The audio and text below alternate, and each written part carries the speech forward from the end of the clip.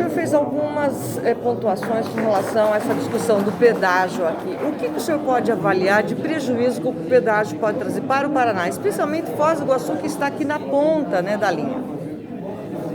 A proposta que está sendo ofertada pelo governo federal para a nova concessão das rodovias do Paraná, ela traz muitos prejuízos no entendimento da ordem por conta do modelo que está sendo proposto.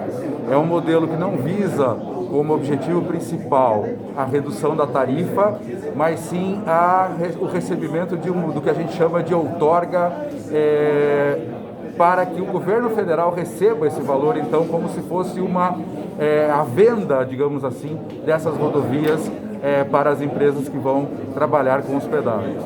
Na nossa concepção, o ideal seria que o Paraná fosse tratado da mesma forma que outros estados do Brasil, em que a concessão foi cedida pelo menor preço, ou seja, pelo maior desconto na tarifa.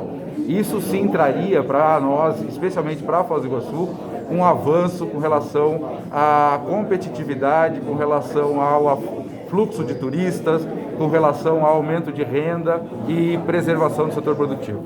Alguma medida ou outra da OAB com relação a essa participação aqui e também a nível de estado? A OAB está participando de todas as audiências públicas que estão sendo realizadas.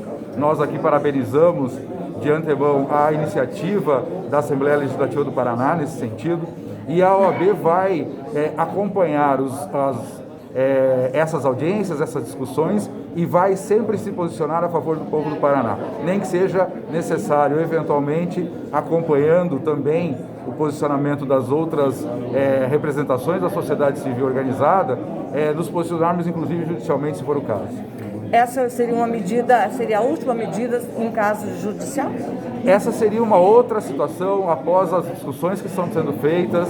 Na verdade, nós estamos passando por uma primeira etapa de discussões, né? As audiências públicas buscam ouvir a população, a sociedade organizada de cada região, e após isso é que nós vamos ter um posicionamento formal de como o modelo será estabelecido, como o edital será proposto e se eventualmente vai haver alguma alteração nessa proposta do governo federal. Essa ação judicial seria no fim das audiências públicas? Essa seria uma opção, sempre há a opção, não estou dizendo aqui que a OAB vai propor a ação judicial, muito respeito com relação a isso.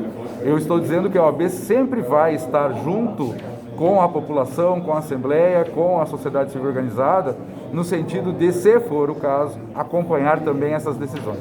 Nesse caso, seria seu governo que está elaborando não acatar as sugestões, isso? Não, a ideia é que nós acompanhemos a decisão da maioria, a decisão da população, né? A OAB sempre vai apoiar a população nesse sentido, né? Se for o caso, inclusive buscando outras soluções judiciais. Da forma que está esses degraus tarifários, quando chegar no final lá vai ser o mais absurdo. Veja só, a apresentação do deputado Romanelli foi muito elucidativa nesse sentido.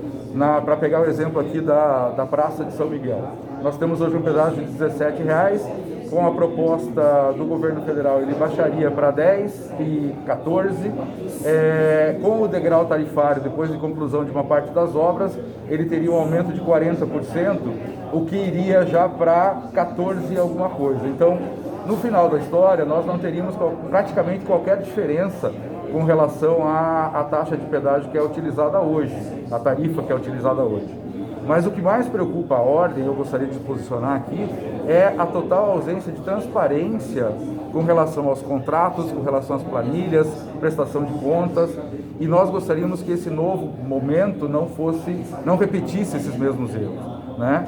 E como nós colocamos ali quando usamos a palavra, essa baixa de competitividade das empresas afeta diretamente a renda do trabalhador, e isso não pode acontecer.